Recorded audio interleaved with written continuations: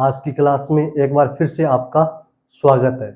तो साथियों, आज तक की जो क्लास है, इससे पीछे वाली जो क्लास है, उस क्लास में अपनों ने पृथ्वी के घूर्णन गति के जो प्रभाव है उनको अपनों ने जान लिया था। तो आज अपने पृथ्वी के घूर्णन गति के जो प्रभाव है उनको अपने विस्तार से पढ़ने वाले हैं। नंबर 1 पे अपने देखते हैं दैनिक ज्वार भाटा की उत्पत्ति। दैनिक ज्वार भाटा की उत्पत्ति। ज्वार भाटा की उत्पत्ति। साथियों, अपनों ने घूर्णन गति के प्रभाव में पढ़ा था दिन रात की प्राप्ति। तो साथियों, अपने को घूर्णन गति के प्रभाव से दिन रात की प्राप्ति होती है। इसके साथ साथ सूर्योदय व सूर्यास्त की प्राप्ति भी होती है, क्योंकि सूर्य उदय व सूर्यास्त दिन रात को होते हैं। यानी जब दिन होता है तो सूर्य उदय होता है, जब रात होती है तो सूर्य अस्त होता है। तो घूर्णन गति के प्रभाव से अपने को दिन रात की प्राप्ति होती है और घूर्णन गति के प्रभाव से ही अपने को सूर्य उदय व सूर्यास्त की प्राप्ति होती है। पृथ्वी का वह भाग, पृथ्वी का जो सम्मुख भाग है, किसके सम्मुख? सूर्य व चंद्रमा के सम्मुख जो भाग है, पृथ्वी का सम्मुख भाग। एक बार इसे थोड़ा सही कर लीजिए। पृथ्वी के सम्मुख भाग, पृथ्वी के सम्मुख भाग पर सूर्य व चंद्रमा, सूर्य व चंद्रमा के आकर्षण बल द्वारा ज्वार की प्राप्ति होती है। ज्वार की प्राप्ति होती है। तो साथियों, आप सब जानते होंगे कि ज्वार किसे कहते हैं और भाटा किसे कहते हैं। साथियों, जब महासागरों का जल चंद्रमा के आकर्षण व अपकेंद्रीय बल के आकर्षण के कारण, यानी अपकेंद्रीय बल के कारण जब महासागरों का जल ऊपर की ओर उठता है तो उसे अपने ज्वार कहते हैं, और जब जल वापस नीचे की ओर गिरता है तो उसे अपने बोलते हैं भाटा। तो ज्वार की जो उत्पत्ति है 3 कारणों से होती है। पहला कारण सूर्य का आकर्षण, दूसरा कारण चंद्रमा का आकर्षण और तीसरा कारण अपकेंद्रीय बल के कारण। तो इसमें अपने को ध्यान रखने वाली बात यह है कि जो पृथ्वी का सम्मुख भाग है, जो पृथ्वी का सम्मुख भाग है, सम्मुख भाग से मतलब यह है पृथ्वी का वह भाग जो सूर्य व चंद्रमा की ओर होता है, उस भाग पर ज्वार की प्राप्ति सूर्य व चंद्रमा के आकर्षण बल के कारण होती है। लेकिन पृथ्वी का वह भाग, पृथ्वी का वह भाग जो सूर्य व चंद्रमा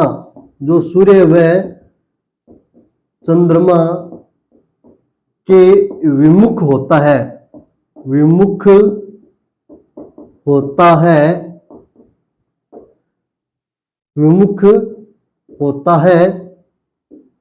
वहां पर अपकेंद्रीय बल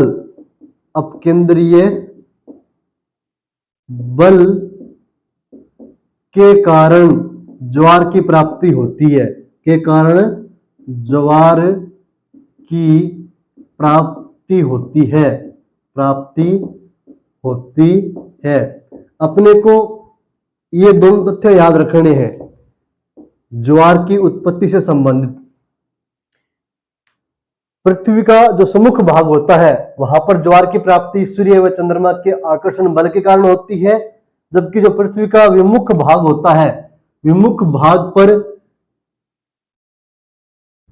जो ज्वार की प्राप्ति होती है वो अपकेंद्रीय बल के कारण प्राप्त होती है। ठीक है, पृथ्वी का वह भाग जो सूर्य व चंद्रमा के विमुख होता है, वहां पर अपकेंद्रीय बल के कारण ज्वार की प्राप्ति होती है। इसके अलावा अपने देखते हैं भाटा की प्राप्ति पृथ्वी के लंबवत भाग पर, पृथ्वी के लंबवत भाग पर भाटा की प्राप्ति होती है, भाटा की प्राप्ति होती है, होती है। तो अपनों ने दैनिक ज्वार भाटा की उत्पत्ति से संबंधित 3 तथ्य पढ़े हैं। पहला तथ्य तो ये कि पृथ्वी के सम्मुख भाग पर जो ज्वार की प्राप्ति होती है वो सूर्य व चंद्रमा के आकर्षण बल के कारण होती है। और दूसरा तथ्य ये है, इसमें लिखा है कि पृथ्वी का जो विमुख भाग है, विमुख भाग पर जो अपकेंद्रीय बल है, अपकेंद्रीय बल के कारण ज्वार की प्राप्ति होती है, जबकि पृथ्वी के लंबवत भाग पर भाटा की प्राप्ति होती है। तो ये थे तथ्य, और अब इसे अपने चित्र के माध्यम से समझते हैं जो अपने को आसानी से समझ में आ जाएगा। तो साथियों, ये अपनी पृथ्वी है, ठीक है। ये मान लो इसमें जल है, ठीक है। ये मान लो कुछ स्थल भाग है, ठीक है, ये जल है। और इधर मान लो सूर्य है, क्या है, सूर्य है अथवा चंद्रमा है, अथवा चंद्रमा है, अथवा चंद्रमा है, सूर्य अथवा चंद्रमा, ठीक है। तो ये जो वाला भाग है पृथ्वी का, ये जो आधा भाग है, ये तो सूर्य व चंद्रमा के सम्मुख हो गया। तो अपने यहां लिख सकते हैं सूर्य व चंद्रमा के पृथ्वी का सम्मुख भाग, पृथ्वी का सम्मुख भाग, सम्मुख भाग। तो ये वाला जो भाग है पृथ्वी का, ये सूर्य व चंद्रमा का क्या है, सम्मुख है। लेकिन जो ये वाला भाग है इधर वाला, ये हो गया प्रदीप्ति वृत्त हो गया, ये प्रदीप्ति वृत्त है। प्रदीप्ति वृत्त वो है जो सूर्य व चंद्रमा, सॉरी माफ कीजिएगा, प्रदीप्ति वृत्त वह है जो दिन व रात की स्थिति को अलग अलग करता है, ठीक है। दिन व रात की स्थिति को क्या करता है, अलग अलग करता है। तो ये तो प्रदीप्ति वृत्त है, ये इसका क्या हो गया, अक्ष हो गया। तो अपने को सीधा सा ये ध्यान में रखना है कि जो पृथ्वी का सम्मुख भाग है सूर्य व चंद्रमा के, जो पृथ्वी का जो सम्मुख भाग है सूर्य व चंद्रमा के, वहां पर जो ज्वार की प्राप्ति होती है वो किसके कारण होती है, सूर्य व चंद्रमा के आकर्षण बल के कारण। ये जो पृथ्वी पर जल है ये धीरे धीरे के ऊपर उठेगा, किसके कारण, सूर्य व चंद्रमा के आकर्षण के बल के कारण। लेकिन जब ये ज्वार वापस गिरेगा तो इस लंबवत भाग वाले भाग पर क्या गिरेगा, ज्वार वापस भाटा के रूप में वापस गिर जाएगा, ठीक है। और ये पृथ्वी का हो गया विमुख भाग, ये हो गया विमुख भाग। किसके विमुख भाग है, सूर्य व जो सूर्य व चंद्रमा के विमुख भाग है, ये सूर्य व चंद्रमा के विमुख भाग है। यहां पर हमेशा ज्वार की जो प्राप्ति होती है वो अपकेंद्रीय बल के कारण होती है, अपकेंद्रीय बल के कारण, अपकेंद्रीय बल के कारण, ठीक है। एक बार इसे और देखिए, ये पृथ्वी का काल्पनिक चित्र है, ये जल है, ठीक है। ये पृथ्वी का जो आधा भाग है ये सूर्य व चंद्रमा के सम्मुख वाला भाग है। तो जो सूर्य व चंद्रमा के सम्मुख वाला भाग है, यहां पर क्या है, जो ज्वार की प्राप्ति होती है वो क्या है, सूर्य व चंद्रमा के आकर्षण बल के कारण ज्वार की प्राप्ति होती है। जबकि ये जो पृथ्वी का आधा भाग है इधर वाला, इस भाग में जब ज्वार की प्राप्ति होगी, मतलब ज्वार जब उठेगा तो वो ज्वार किसके कारण उठेगा, अपकेंद्रीय बल के कारण ज्वार उठेगा। लेकिन जब ज्वार उठने के बाद वापस भाटा के रूप में गिरता है जल, तो वो पृथ्वी के लंबवत भाग पर गिरता है। तो ये क्या, पृथ्वी का लंबवत भाग है, पृथ्वी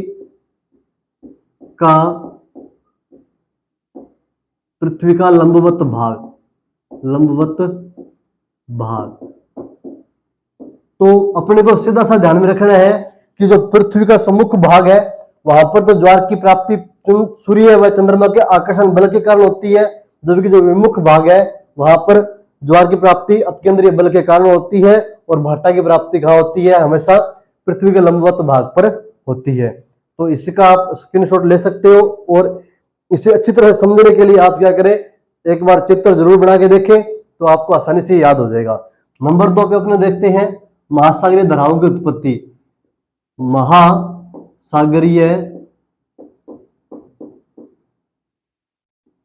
महासागरीय धाराओं की उत्पत्ति, महासागरीय धाराओं की उत्पत्ति। ये नंबर 2 का पृथ्वी का घूर्णन गति का प्रभाव है। तो साथियों ये अपनी पृथ्वी है, ठीक है, ये पृथ्वी का हो गया अक्ष, ये पृथ्वी की उत्तर दिशा होगी, ये दक्षिण दिशा होगी, और ये होगी पश्चिम दिशा, और ये होगी पूर्व दिशा। जैसा कि साथियों अपनों ने पढ़ा था कि पृथ्वी हमेशा घूर्णन किस दिशा में करती है, पश्चिम से पूर्व दिशा में घूर्णन करती है पृथ्वी, पश्चिम से पूर्व दिशा में पृथ्वी क्या करती है, घूर्णन करती है। और जो पृथ्वी पर जो जल है, ये पृथ्वी पर क्या है, उपस्थित जल है। तो जब पृथ्वी पश्चिम से पूर्व दिशा की ओर घूर्णन करती है तो पृथ्वी पर जो उपस्थित जल है वह अपने आप ही क्या है, पूर्व से पश्चिम की ओर संचरित होने लगता है, पूर्व से पश्चिम की ओर संचरित होने लगता है।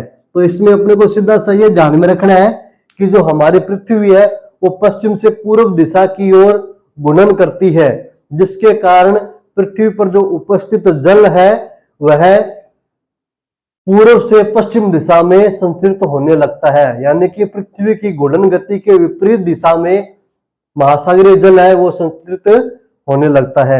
इसे मैं एक बार और दोहरा देता हूं कि जब हमारी पृथ्वी घूर्णन करती है, यानी घूर्णन गति करती है, तो घूर्णन गति करती है पश्चिम से पूर्व दिशा की ओर घूर्णन करती है हमारी पृथ्वी। जब घूर्णन करती है तो उस घूर्णन के विपरीत दिशा में महासागरीय जल संचरित होने लगता है, जिसे अपने क्या कहते हैं, महासागरीय धाराओं की उत्पत्ति कहते हैं। यानी कि पृथ्वी की घूर्णन दिशा के विपरीत में महासागरीय धाराओं की उत्पत्ति होती है। तो इसमें से सीधी सी अपने को एक बात ध्यान रखनी है कि पृथ्वी तो घूर्णन करती है पश्चिम से पूर्व की ओर, जबकि जो पृथ्वी पर उपस्थित जो जल है वह संचरित होता है पूर्व से पश्चिम की ओर। तो अपने यहां लिख सकते हैं पृथ्वी का जो घूर्णन है वह पश्चिम से पूर्व की ओर होता है, पश्चिम से पूर्व की ओर होता है, ठीक है। उसके बाद अपने देखते हैं जबकि महासागरीय जल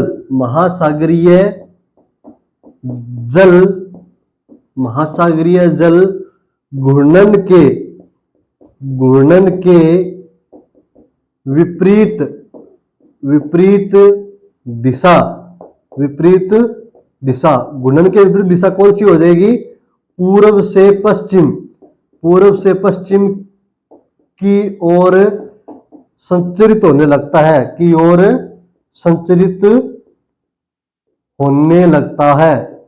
होने लगता है। समझ में आ गया होगा आपके कि जो हमारी पृथ्वी है वो तो घूर्णन करती है पश्चिम से पूर्व की ओर, पश्चिम से पूर्व की दिशा की ओर हमारी पृथ्वी घूर्णन करती है, जबकि जो महासागरीय जल है पृथ्वी पर उपस्थित वह अपने आप ही घूर्णन के विपरीत दिशा की ओर संचरित होने लगता है।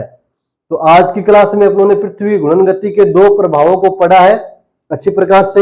मैं आशा करता हूं कि आपको अच्छी प्रकार से समझ में आ गया होगा। अगर समझ में नहीं आया है तो क्लास को एक बार दोबारा देखिएगा, फिर भी समझ में ना आए तो कमेंट में जरूर बताएं, क्योंकि मैं और आसान तरीके से आपको समझाने का प्रयास करूंगा। तो साथियों आज की क्लास में इतना ही, जल्द मिलेंगे नेक्स्ट क्लास में, तब तक के लिए जय हिंद जय भारत।